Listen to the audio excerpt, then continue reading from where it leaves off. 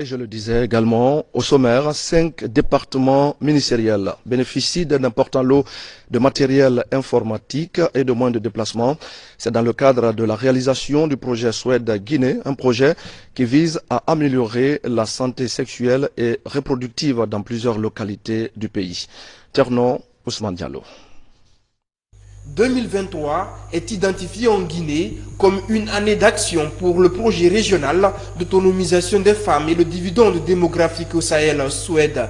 Le projet met ainsi à la disposition des ministères en charge du plan, de la santé, de l'enseignement préuniversitaire, de la promotion féminine et de la jeunesse, 13 véhicules tout-terrain, 232 motos, du matériel informatique et 10 000 kits scolaires destinés aux filles évoluant dans les régions de Farana, Kankan et Labé, zone d'intervention du projet où l'accès aux produits de santé et de la reproduction va être véritablement renforcé.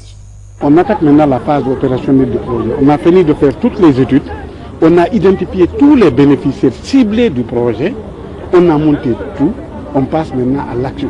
Mais pour être dans l'action, il fallait un matériel important que le projet devait doter aux différents ministères pour les rendre techniquement opérationnels sur le terrain. Le projet Suède-Guinée est financé par la Banque mondiale pour encourager la scolarisation et le maintien des filles à l'école, œuvrer pour le bien-être des femmes et favoriser la capture du dividende démographique. Ces disparités entre les deux genres finissent à un certain moment par mettre la femme plus ou moins à côté du train du développement.